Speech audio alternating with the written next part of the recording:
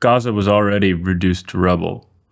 What do you expect to happen? I think they're going to break the will of the people of Gaza, and by hook or by crook, they'll leave.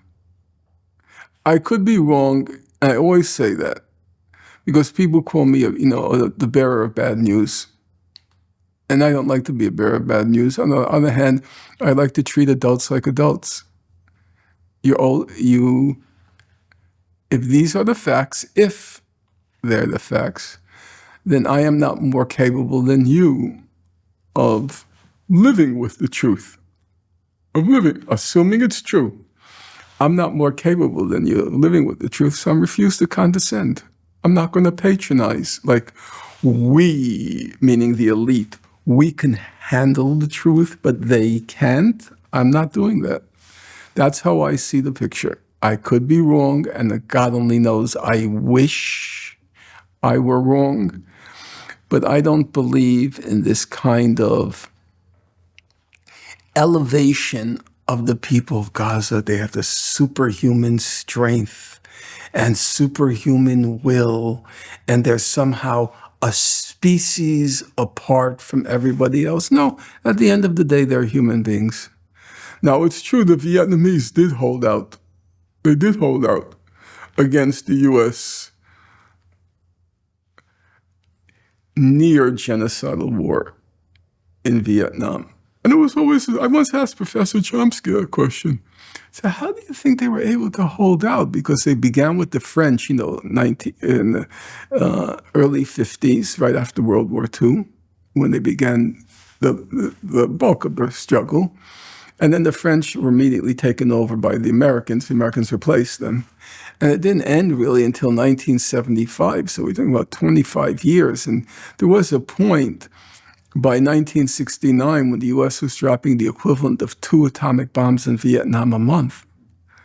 So it was a source of perplexity how they managed to hold out. I once asked the Vietnamese, a higher-up person in what was called the National Liberation Front of South Vietnam. I asked that question. I was curious.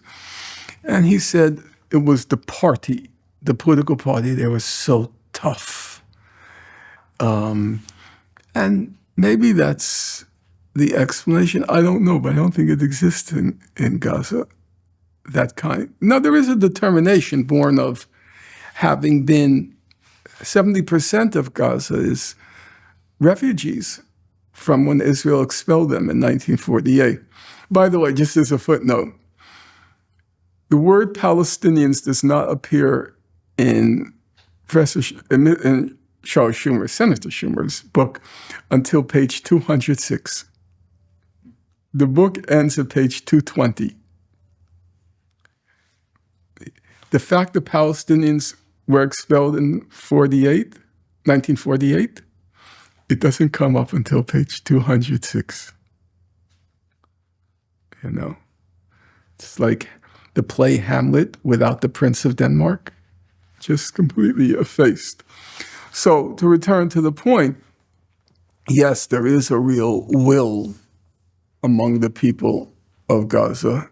They've withstood so much.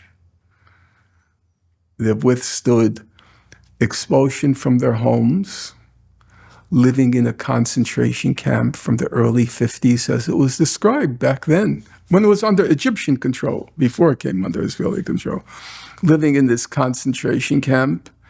Then on top of the concentration camp began in 2006 the siege of Gaza, this medieval siege blocking anyone and anything from going in and out, keeping people in a starvation plus diet. Then the periodic killing sprees, the Israeli mowings of the lawn. So they've built the inner wherewithal. And it's been a problem for Israel. That's why I said at the very beginning, they think that, for our interview, they believe, the Israelis believe they can eventually break the will. And I think they can. Because people in Gaza, yes, they have a lot of wherewithal, moral wherewithal, but at the end of the day, they're human beings.